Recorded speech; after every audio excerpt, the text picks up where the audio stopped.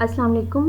आज से हम सेकेंड ईयर बायोलॉजी को स्टार्ट करने जा रहे हैं। सेकेंड ईयर बायोलॉजी के फर्स्ट चैप्टर जो चैप्टर 15 है होम्योस्टैसिस, उसको हम आज स्टार्ट करेंगे। Second year biology first year biology की कॉन्टीन्यूटी है, यानी हमने उसमें 14 चैप्टर्स को डिस्कस किया था और सेकेंड ईयर में हम चैप्टर 15 से स्टार्ट करेंगे और ऑनवर्ड जाएंगे। टोटल 13 चैप्टर हैं सेकेंड ईयर बायोलॉजी में। और सेकेंड ईयर की जो बुक है बायोलॉजी की वो फिजियोलॉजी से रिलेटेड है, यानी उसमें हम मेनली जो पढ़ेंगे वो किसी भी पार्ट, हमारी बॉडी का पार्ट है, फॉर एग्जांपल नर्वस सिस्टम है या बाकी स्केलेटन वगैरह है या बाकी मसल्स वगैरह हैं, उनके फंक्शंस को हम डिस्कस करेंगे। तो ये जो है वो सेकेंड ईयर बायोलॉजी थोड़ी कॉन्सेप्चुअल है। कॉन्सेप्ट्स इसमें आपने क्लियर करने हैं। ईच एंड एवरी कॉन्सेप्ट हर आपका क्लियर होगा तो आपको ईजी लगेगी, आपको समझ आ जाएगी, फिर आप इसको अपनी वर्डिंग में भी लिख सकते हैं जो हमारे पास फंक्शंस वगैरह होते हैं। तो आज हम चैप्टर 15 होम्योस्टैसिस स्टार्ट करने जा रहे हैं। टॉपिक 1 है हमारा। टॉपिक 1 है कॉन्सेप्ट्स इन होम्योस्टैसिस, यानी होम्योस्टैसिस क्या होती है, उसमें हम क्या क्या चीज़ को, किन किन चीज़ों को डिस्कस करेंगे वो हम आज पढ़ेंगे। तो टॉपिक के कंटेंट्स में हमारे पास सबसे पहले आता है होम्योस्टैसिस का इंट्रोडक्शन, यानी हम सबसे पहले डिस्कस करेंगे कि होम्योस्टैसिस है क्या, उसकी डेफिनेशन को डिस्कस करेंगे।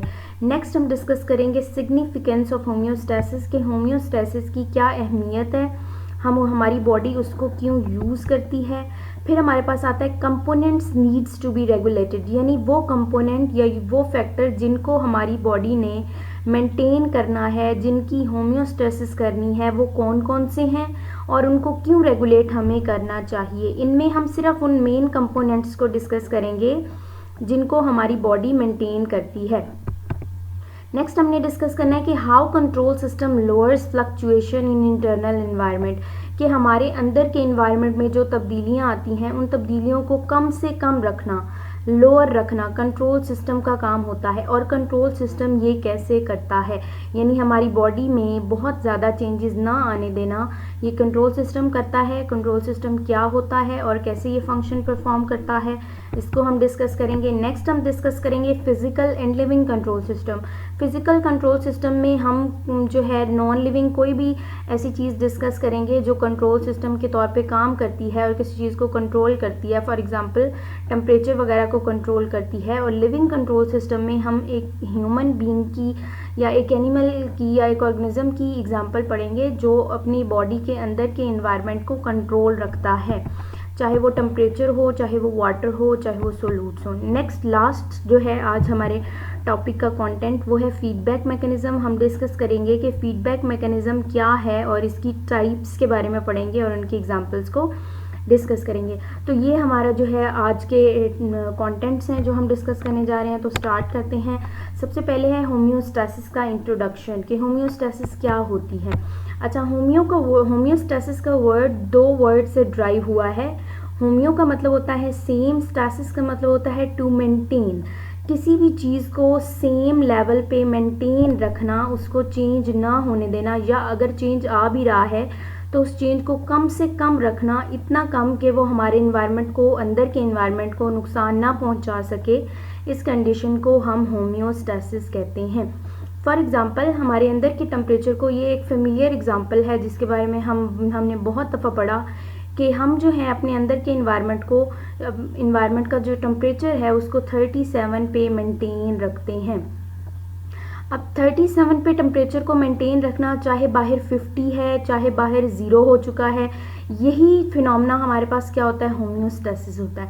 अब ये बिल्कुल एग्जैक्ट 37 पॉइंट पे मेंटेन नहीं रहता, ये 37 से चेंज होके 36 तक चला जाता है, कम हो जाता है, यानी जो है कम भी हो सकता है, और इसी तरह 37 से बढ़ के 38 तक भी जा सकता है। तो होम्योस्टैसिस क्या है, 36 से 38 के दरमियान टेम्परेचर को मेंटेन रखना। अब इसमें चेंजेस आई भी हैं लेकिन वो चेंजेस नियर टू कांस्टेंट हैं, यानी 37 के करीब हैं बिल्कुल, या 36 होंगी या 38 होंगी, तो इसी लेवल पे मेंटेन रखना कहलाता है होम्योस्टैसिस। डेफिनेशन पढ़ लेते हैं। It is the maintenance of internal environment near to constant level, हमारे अंदर के एनवायरनमेंट को कांस्टेंट लेवल के करीब रखना, यानी फॉर एग्जांपल टेम्परेचर को 37 डिग्री के करीब रखना हमेशा अपनी बॉडी में, ये कहलाता है होम्योस्टैसिस। ठीक है। नेक्स्ट जो डेफिनेशन आपकी बुक में है वो है, it is the protection of internal environment. Homeostasis जो है ऐसा मैकेनिज़्म है जिसमें हम अपने अंदर के एनवायरनमेंट को महफूज रखते हैं। अब हमने किससे महफूज रखना है? From the harms of fluctuations in external environment, बाहर के एनवायरनमेंट में आने वाली तब्दीलियों की वजह से जो नुकसान हो सकता है। ठीक है, हार्म्स ऑफ फ्लक्चुएशंस, बाहर के एनवायरनमेंट में आने वाली तब्दीलियों से जो नुकसान हो सकता है उससे अपनी बॉडी को बचाना क्या कहलाता है? होम्योस्टेसिस कहलाता है। फ्लक्चुएशंस का मतलब होता है तब्दीलियाँ, जो चेंजेस आ रही हैं। फॉर एग्जांपल गर्मियाँ आ जाती हैं तो बाहर का टेम्परेचर 40-50 तक पहुँच जाता है, तो ये जो टेम्परेचर है, एक्सेस टेम्परेचर हमारी बॉडी को नुकसान पहुंचा सकता है। इसके नुकसान से बचाने के लिए हमारी बॉडी क्या करती है? 37 तक टेम्परेचर को मेंटेन रखती है। तो यही प्रोसेस हमारे पास है होम्योस्टेसिस का। नेक्स्ट जो है उन्होंने बताया है कि each organism of species has assumed a specific setup of internal environment. अब जो है हमारी बॉडी जो है उसने इंटरनल एनवायरनमेंट जो हमारा होता है उसका स्पेसिफिक सेट बना लिया। हर स्पीशी के हर ऑर्गेनिज्म के पास एक ख़ास सेटअप होता है अंदर के एनवायरनमेंट का, जिसमें उसने चीज़ों को मेंटेन रखना होता है at various level of organisation, यानी सेल लेवल पे भी, टिश्यू लेवल पे भी, ऑर्गन लेवल पे भी, ऑर्गन सिस्टम लेवल पे भी उसके पास एक ख़ास सेटअप है। यानी उसने अपने अंदर किन किन चीज़ों को मेंटेन रखना है, ग्लूकोज कितना होना चाहिए, वाटर कितना होना चाहिए, सोल्यूट्स कितने होने चाहिए, टेम्परेचर कितना होना चाहिए, ये चीज़ें उसने पहले से ही स्पेसिफाई कर ली हैं, फिक्स कर ली हैं। जब ऑर्गेनिज्म इवॉल्व हुआ था तभी उसके हर मेंबर ने ये पहले से ही स्पेसिफाई कर लिया था, सेटअप बना लिया था, और उस सेटअप पे वो पूरी ज़िंदगी अपनी चीज़ों को मेंटेन रखते हैं। ठीक है, फॉर एग्जांपल मोबाइल होते हैं हमारे पास, मोबाइल कंपनीज होती हैं, तो उन्होंने रैम रोम डिफ़ाइन की होती है, कैमरा कितना होगा, स्टोरेज कितनी होगी, ये सब चीज़ें उनके सेटअप में मौजूद होती हैं और ये स्पेसिफिक होती हैं, चेंज नहीं होती। इसी तरह हर स्पीशी का, हर ऑर्गेनिज्म जो है उसके पास ये ख़ास सेटअप मौजूद होता है जिसके मुताबिक उसने सारी ज़िंदगी अपने टेम्परेचर को, अपने सोल्यूट्स को, अपने मेटाबोलाइट्स को, हर चीज़ को अपनी बॉडी में मेंटेन करना होता है। हर सेल ने भी मेंटेन करना होता है, और फिर जो बड़े लेवल ऑफ ऑर्गेनाइजेशन है यानी ऑर्गन, और फिर ऑर्गन सिस्टम, और फिर इंडिविजुअल लेवल पे भी उसने हर चीज़ को मेंटेन करना होता है। अच्छा, नेक्स्ट है external environment and it's components fluctuate continuously, कि जो हमारे बाहर का इन्वायरमेंट है वो मुसलसल जो है वो चेंज हो रहा है। However, organisms resist and manage these changes by making adjustment to keep on internal fluctuation within narrow range. लेकिन जो ऑर्गेनिज्म है उसने इन चेंजेस के खिलाफ खुद को मैनेज करना है, उन चेंजेस के बदले में वो अपनी बॉडी में चेंजेस लाएगा ज़रूर, ठीक है, लेकिन वो चेंजेस हमेशा नैरो रेंज में होंगी। फॉर एग्जांपल अगर हम टेम्परेचर की ही बात कर लें तो बाहर टेम्परेचर जो होता है 50 तक भी चला जाता है, 50 से ऊपर भी चला जाता है गर्मियों में, और सर्दियों में 0 तक भी पहुंच जाता है, अक्सर माइनस में भी चला जाता है। तो बाहर रेंज कितनी ज़्यादा टेम्परेचर की, अगर हम 0 से 50 कंसिडर करें तो बहुत ज़्यादा टेम्परेचर की रेंज है, लेकिन हमारी बॉडी में भी इस टेम्परेचर के चेंज की वजह से चेंज आता है, बट वो सिर्फ रेंज कितनी होती है 36 टू 38 डिग्री सेंटीग्रेड। और इस रेंज को नैरो रखना किसका काम होता है? होम्योस्टेसिस का काम होता है। इसमें से आपने जो है याद डेफिनेशन करनी है, क्योंकि मेनली इसमें से डेफिनेशन आती है, लेकिन हर कॉन्सेप्ट यहाँ पे आपका क्या होना चाहिए? क्लियर होना चाहिए। ठीक है, तो हमारे पास होम्योस्टेसिस क्या हुआ कि protecting internal environment from the harms of fluctuations, तब्दीलियों की वजह से आने वाले नुकसानात से अपने अंदर के एनवायरनमेंट को बचाना क्या कहलाता है? होम्योस्टेसिस कहलाता है। एग्जांपल, डेली के टेम्परेचर को हम 36 से 38 डिग्री सेल्सियस में मेंटेन रखते हैं, यानी हमारे इंटरनल एनवायरनमेंट में भी फ्लक्चुएशन आई है, बट वो नैरो रेंज पे आई है। नेक्स्ट हमारे पास आता है होम्योस्टेसिस क्यों नेसेसरी होती है। अच्छा, होम्योस्टेसिस जो है किसी भी ऑर्गेनिज्म को की मेंटेनेंस के लिए, उसके ज़िंदा रहने के लिए सेंट्रल रिक्वायरमेंट है। ठीक है, फॉर एग्जांपल टेम्परेचर की अगर हम बात कर लें, टेम्परेचर अगर हम मेंटेन नहीं रखेंगे उस लेवल पे जिस लेवल पे हमने रखना है, तो ना हमारे एंजाइम्स काम करेंगे, ना हमारे एंजाइम काम नहीं करेंगे, तो हमारे फंक्शंस बॉडी के परफॉर्म नहीं होंगे, बॉडी के फंक्शंस परफॉर्म नहीं होंगे, तो हम जिंदा नहीं रह सकते। इसी तरह वाटर हमने अपनी बॉडी में मेंटेन करना होता है। अगर हम एक ख़ास लेवल वाटर का मेंटेन नहीं करते तो हमारे, क्योंकि मेन बॉडी में ज़्यादातर चीज़ें वाटर ही होती हैं परसेंटेज की, चाहे वो ब्रेन सेल हों, चाहे वो ब्लड सेल हों, चाहे हमारी बॉडी के ओवरऑल अगर हम सेल की बात करें तो उनमें परसेंटेज वाटर की होती है। तो अगर हम एक ख़ास लेवल वाटर का भी मेंटेन नहीं रखेंगे तो हम लाइफ प्रोसीड नहीं कर सकते। तो किसी भी ऑर्गेनिज्म की मेंटेनेंस के लिए जो उसकी सेंट्रल रिक्वायरमेंट है, जो उसकी ज़रूरत है, वो क्या है? होम्योस्टेसिस। अच्छा, अब नेक्स्ट क्या है कि which compels the adaptation in constant changing condition.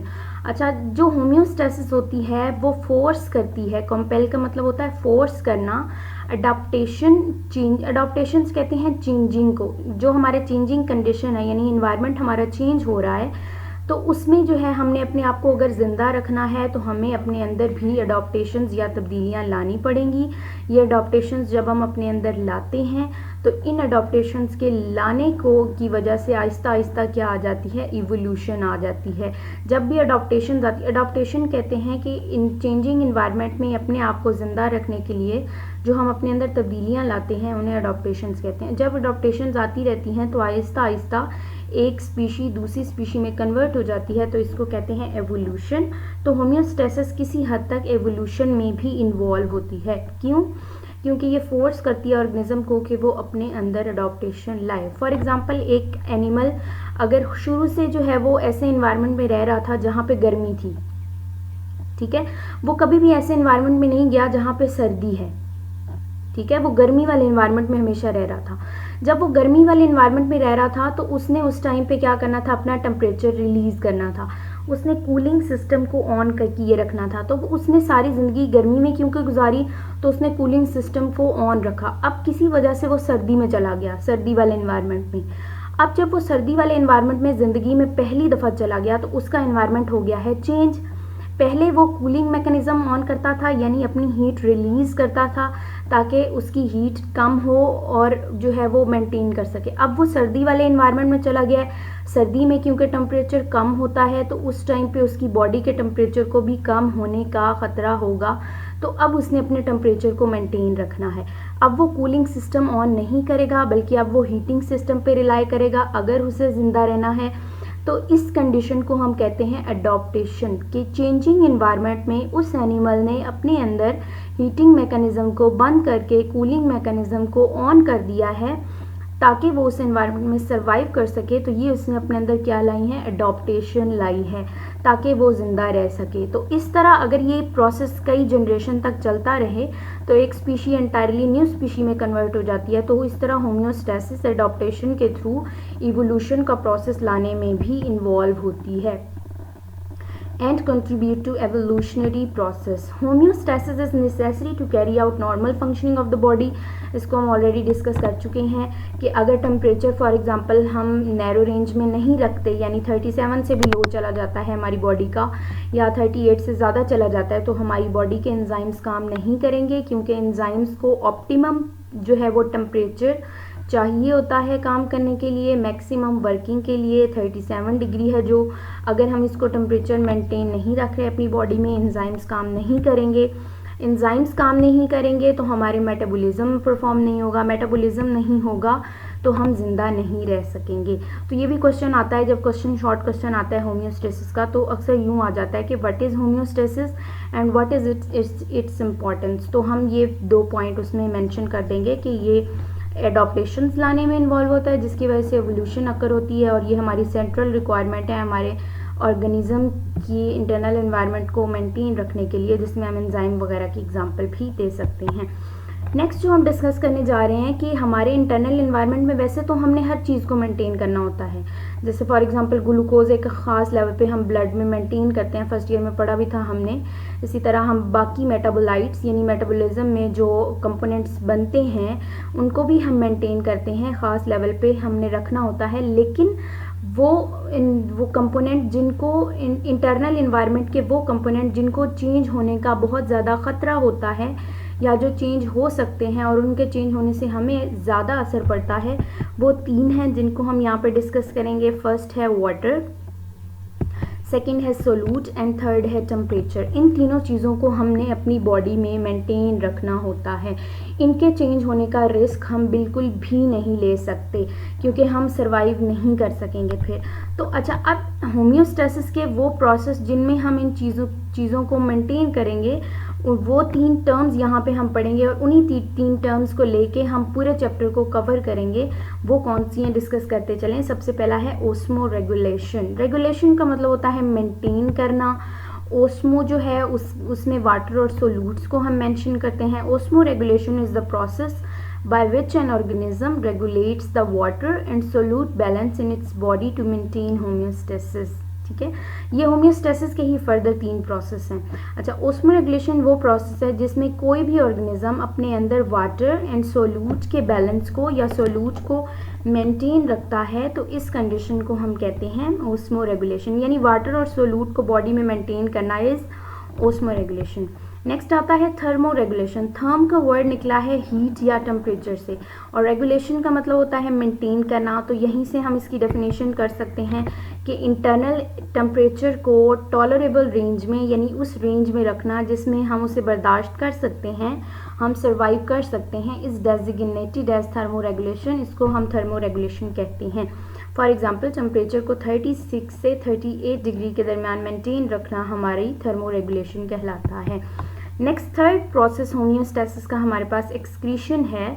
अच्छा, एक्सक्रीशन में क्या होता है? एक्सक्रीशन में हम वेस्ट प्रोडक्ट को अपनी बॉडी से रिमूव करते हैं। वेस्ट प्रोडक्ट हर वो चीज़ होती है जो या तो जिसकी हमारी बॉडी को ज़रूरत नहीं है, या फिर अगर वो हमारी बॉडी में रहेगी तो हमें नुकसान पहुंचाएगी।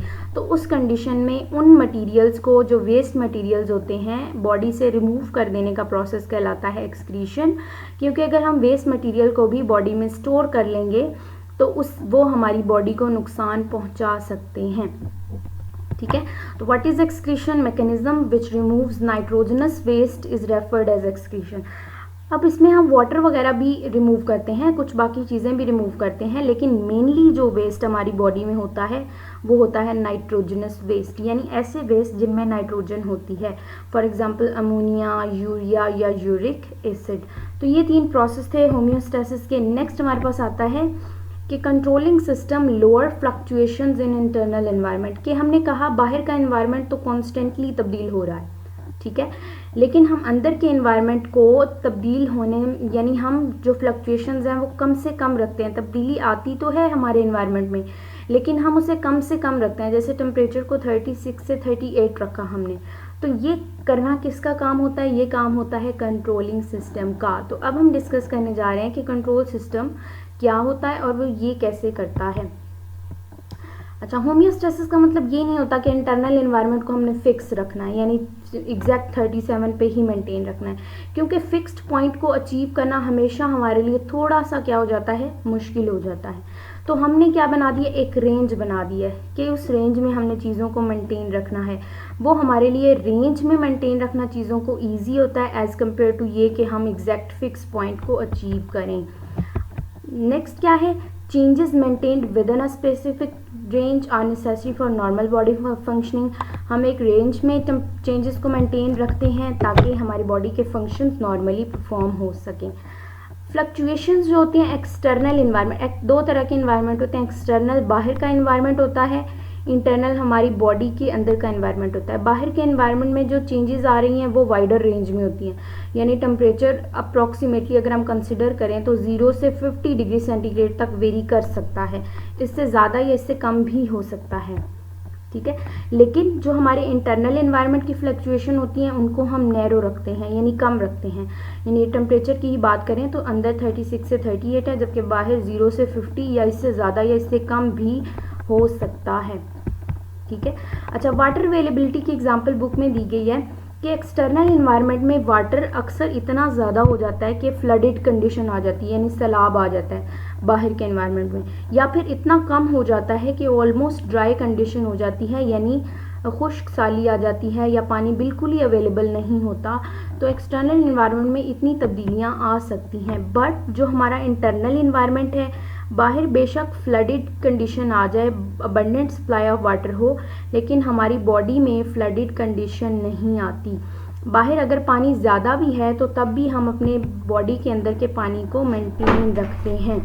इसी तरह बाहर बेशक एक्सटर्नल इन्वायरमेंट में ड्राई कंडीशन आ जाए, यानी पानी अवेलेबल नहीं है, जैसे डेजर्ट का इन्वायरमेंट होता है उसमें ड्राई कंडीशंस होती हैं, यानी उसमें पानी अवेलेबल नहीं है, तो उस कंडीशन में भी जो एनिमल्स वहाँ पे रहते हैं वो होम्योस्टेसिस के थ्रू क्या करते हैं, अपने अंदर बॉडी के अंदर वाटर को स्टोर रखते हैं, वो वाटर को लूज़ नहीं करते, ठीक है, और वो डिहाइड्रेट कंडीशन में नहीं जाते, यानी ऐसी कंडीशन में जिसमें उनके अंदर बिल्कुल ही पानी की कमी हो जाए।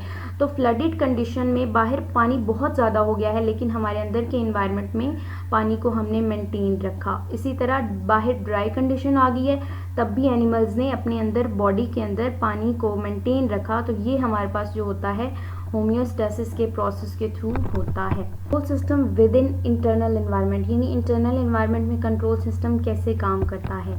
कंट्रोल सिस्टम इंटरनल एनवायरनमेंट के अंदर, इंटरनल एनवायरनमेंट की दो टाइप्स यहाँ पे आती हैं, एक्स्ट्रा सेलुलर एनवायरनमेंट यानी सेल के बाहर का एनवायरनमेंट, और इंट्रा सेलुलर एनवायरनमेंट यानी सेल के अंदर का एनवायरनमेंट। अब एक्स्ट्रा सेलुलर एनवायरनमेंट को फर्दर 2 टाइप्स में डिवाइड किया गया है। इंटरस्टिशियल एनवायरनमेंट यानी टिश्यूज़ के दरमियान का जो एनवायरनमेंट होता है उसे इंटरस्टिशियल कहते हैं।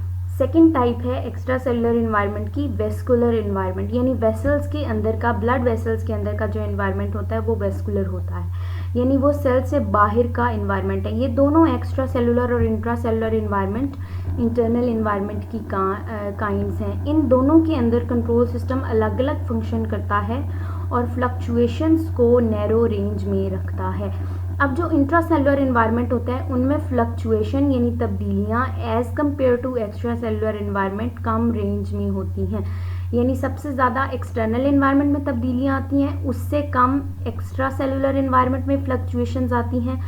कंट्रोल सिस्टम इनको कम से कम करता है। और फिर सेल के अंदर का जो एनवायरनमेंट है, यानी सेल का अपना भी कंट्रोल सिस्टम होता है जो इन फ्लक्चुएशंस को मज़ीद नैरो रेंज में लेकर आता है, ताकि हमारे सेल के जो कंडीशन है उसको एक लेवल पे मेंटेन किया जा सके, और वो लेवल पे मेंटेन करने की वजह से हमारे सेल के नॉर्मल फंक्शंस जो हैं वो परफॉर्म हो सकें।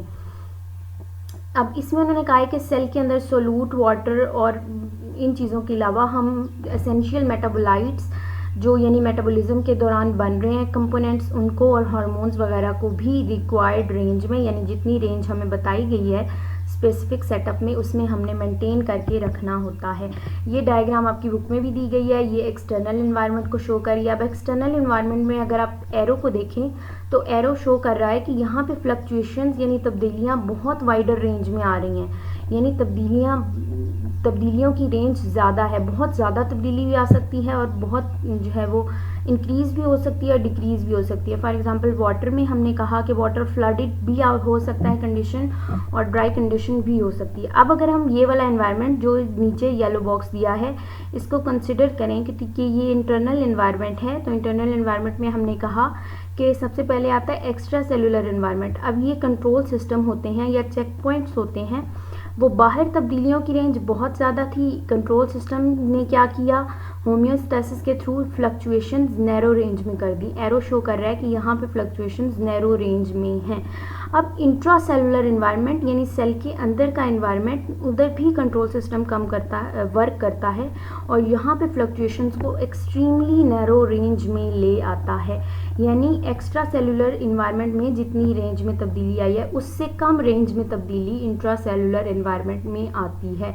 और हम हर चीज़ को मेंटेन रखते हैं ताकि हमारे जो लाइफ प्रोसेस हैं वो जो है कंटिन्यू हो सकें। तो ये डायग्राम थी जो शो कर रही है एक्सटर्नल एनवायरनमेंट में सबसे ज़्यादा तब्दीलियाँ, और फिर कंट्रोल सिस्टम जो है एक्स्ट्रा सेलुलर एनवायरनमेंट में फ्लक्चुएशंस को नैरो करता है, जबकि इंट्रा सेलुलर एनवायरनमेंट का चेक पॉइंट या कंट्रोल सिस्टम उन फ्लक्चुएशंस को मज़ीद नैरो कर देता है ताकि हमारे अंदर की कंडीशन सेम रहे और हम नॉर्मल बॉडी फंक्शंस परफॉर्म कर सकें। कंट्रोल सिस्टम कहते हैं उस चीज़ को जो बॉडी को कंट्रोल करती है। फॉर एग्जांपल अगर इंडिविजुअली हम देखें तो एक ऑर्गेनिज्म में जो है ह्यूमन फॉर एग्जांपल, उसमें brain as a living control system काम करता है। अगर टेम्परेचर बाहर ज़्यादा हो गया है तो हमारे अंदर टेम्परेचर को ज़्यादा होने से बचाना किसका काम होता है, ब्रेन का काम होता है। लिविंग कंट्रोल सिस्टम जो होता है बिल्कुल फिजिकल कंट्रोल सिस्टम की तरह काम करता है। फिजिकल कंट्रोल सिस्टम में हम एग्जांपल ले लेते हैं टेम्परेचर कंट्रोल सिस्टम की, यानी ऐसा कंट्रोल सिस्टम जिसमें टेम्परेचर को कंट्रोल किया जाता है। फॉर एग्जांपल आयरन हो गया या ओवन हो गया, तो इसमें हम क्या करते हैं, इस्त्री में भी हम टेम्परेचर कंट्रोल करते हैं। वहाँ पे लिखा होता है 1 2 3 4 5 6, तो हमने टेम्परेचर को अगर कम रखना है तो हम 1 पे सेट कर देंगे टेम्परेचर को। अब उसका जो सेंसर है स्त्री का वो डिटेक्ट करेगा कि टेम्परेचर को 1 पे सेट कर दिया है, यानी टेम्परेचर कम कर दिया गया है, तो वो टेम्परेचर को कम करके 1 पे ले आएगा और स्त्री कम गर्म होगी। ठीक है, यानी टेम्परेचर को हमने जब सेट कर दिया उसके अंदर तो उसने टेम्परेचर उतना मेंटेन कर लिया। इसी तरह अगर हम 6 कर देते हैं पॉइंट पे कि हमने स्त्री को 6 पे लेके जाना है, हमने ज़्यादा गर्म करनी है, तो उसके अंदर सेंसर डिटेक्ट करता है कि टेम्परेचर चेंज होके 6 तक चला गया है। अब वो हीटिंग मैकेनिज्म को ऑन कर देता है, स्त्री को मज़ीद तेज़ करता है और टेम्परेचर को 6 पे ले जाके मेंटेन कर देता है। तो इसको कहते हैं फिजिकल कंट्रोल सिस्टम। इसके 3 कंपोनेंट्स होते हैं, sensor, control centre and response. ठीक है, सेंसर ने डिटेक्ट किया, यहाँ पे हम जो है वो ब्लॉक डायग्राम के थ्रू देखते हैं 3 कंपोनेंट हो गए। अच्छा, स्त्री की अगर हम बात करें तो थर्मोमीटर है जी सेंसर। थर्मोमीटर डिटेक्ट करेगा कि टेम्परेचर चेंज हो गया है। ठीक है, डिटेक्ट करने के बाद उसने कंट्रोल सेंटर जो आयरन का है उसको मैसेज भेजा। अब अगर हमने 6 पे कर दिया था तो कंट्रोल सेंटर जो है वो हीटिंग यूनिट ऑन करेगा, टेम्परेचर इंक्रीज़ करना शुरू कर देगा और टेम्परेचर इंक्रीज़ होके 6 तक आ जाएगा। तो ये हमारे पास कंट्रोल सिस्टम की फिजिकल कंट्रोल सिस्टम की एग्जांपल थी। सेंसर ने डिटेक्ट किया चेंज को, मैसेज भेजा कंट्रोल सेंटर को, कंट्रोल सेंटर ने उस मैसेज को पढ़ा और उतने पे ले जाके अगर इंक्रीज़ करना था टेम्परेचर तो हीटिंग यूनिट ऑन किया, अगर डिक्रीज़ करना था तो कूलिंग यूनिट ऑन किया और रिस्पॉन्स में जो रिस्पॉन्स हम चाहते थे वो हमें दे दिया। ऐसा ही कंट्रोल सिस्टम हमारी बॉडी में काम करता है। लिविंग कंट्रोल सिस्टम में टेम्परेचर रेगुलेटेड एनिमल, यानी ऐसे एनिमल जो अपने अंदर के टेम्परेचर को मेंटेन रखते हैं, जिन्हें एंडोथर्मिक भी कहते हैं, जो अपने टेम्परेचर को एक ही लेवल पे मेंटेन रखेंगे, उन एनिमल्स में एक ख़ास पॉइंट होता है, उस पॉइंट पे टेम्परेचर को मेंटेन करना होता है। अगर बाहर टेम्परेचर इंक्रीज़ हो गया है, फॉर एग्जांपल गर्मियाँ आ गई हैं, तो हमारे रिसेप्टर्स यानी स्किन इस चीज़ को डिटेक्ट करती है।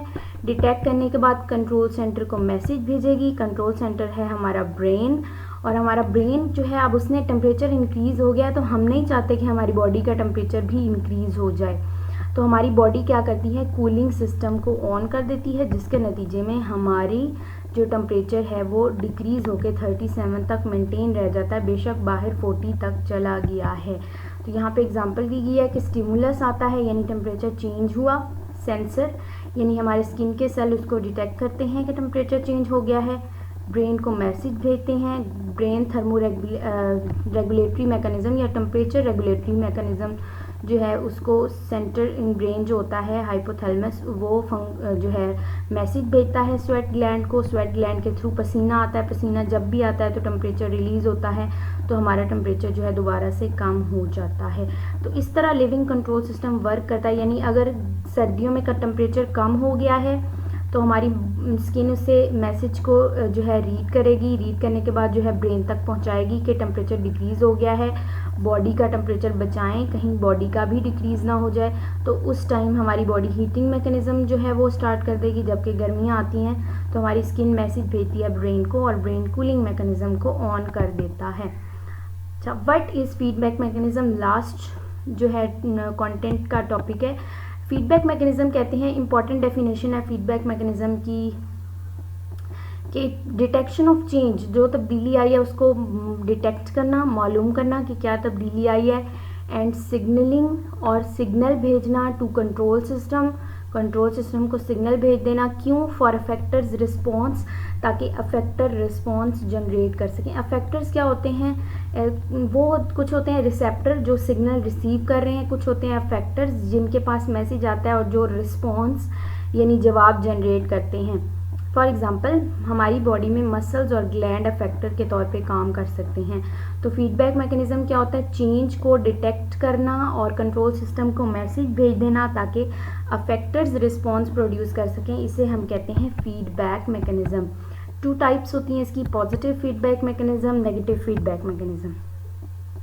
अच्छा, पॉजिटिव फीडबैक मैकेनिज़्म वो प्रोसेस होता है जिसमें एंड प्रोडक्ट का एक्शन हम इंक्रीज़ कर देते हैं, यानी पॉजिटिव रिस्पॉन्स जनरेट कराते हैं। फॉर एग्जांपल स्त्री में हमने टेम्परेचर इंक्रीज़ किया, ठीक है, और उसने बदले में ख़ुद भी टेम्परेचर को क्या कर दिया? इंक्रीज़ कर दिया।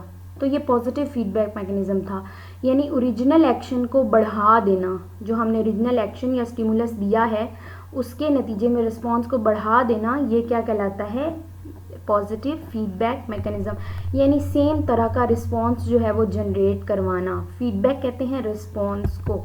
अच्छा, फॉर एग्जांपल फ्रूट जो है वो, कुछ फ्रूट ने इथाइलिन प्रोड्यूस किया। इथाइलिन ऐसा कंपोनेंट है, कंपाउंड है जिसकी वजह से फल पक जाते हैं, राइपनिंग एजेंट है। अच्छा, जब एक फ्रूट ने इथाइलिन प्रोड्यूस किया है तो उसकी खुशबू से जो बाकी के सारे फ्रूट हैं वो भी इथाइलिन की प्रोडक्शन स्टार्ट कर देंगे, ठीक है। यानी रिस्पॉन्स में, इथाइलिन प्रोडक्शन के रिस्पॉन्स में उन्होंने भी अपने अंदर इथाइलिन की प्रोडक्शन को इंक्रीज़ कर दिया है, यानी पॉजिटिव रिस्पॉन्स दिया है, तो इसको हम कहते हैं पॉजिटिव फीडबैक मैकेनिज्म, ठीक है, या पॉजिटिव फीडबैक लूप। नेगेटिव में उलट रिस्पॉन्स आता है, ठीक है। Type of regulation in biological system in which and product of a process, उस प्रोसेस का जो एंड प्रोडक्ट है हम उसको कम कर देते हैं, इसे कहते हैं नेगेटिव फीडबैक। एग्जांपल में उन्होंने दिखाया है कि हम यहाँ पे कुछ ऐसी फूड ले रहे हैं जिससे ग्लूकोज का लेवल ज़्यादा होगा, ठीक है। तो जब ग्लूकोज ब्लड में ज़्यादा होगी तो इंसुलिन जो सेक्रेटिंग सेल हैं पेंक्रियाज के, पेंक्रियाज हमारी बॉडी का ऑर्गन है, वो उसको डिटेक्ट करेंगे। डिटेक्ट करने के बाद अब ब्लड में ग्लूकोज हमने ज़्यादा करने वाली चीज़ ली है, लेकिन ये जो होंगे पेंक्रियाज जो हैं इंसुलिन को सेक्रीट करेंगे। इंसुलिन क्या करेगी, ब्लड से ग्लूकोज उठा के लिवर सेल में इकट्ठी करती जाएगी, जिसके नतीजे में हमारी बॉडी में ग्लूकोज का लेवल कम हो जाएगा। यानी हमने ज़्यादा ग्लूकोज वाली चीज़ खाई है, लेकिन उसके रिस्पॉन्स में हमारी बॉडी ने ग्लूकोज को ज़्यादा करने के बजाय कम कर दिया, यानी ऑपोजिट रिस्पॉन्स प्रोड्यूस हुआ है, तो इसको कहते हैं negative feedback mechanism. Thank you very much, दुआ में याद रखिएगा। अल्लाह।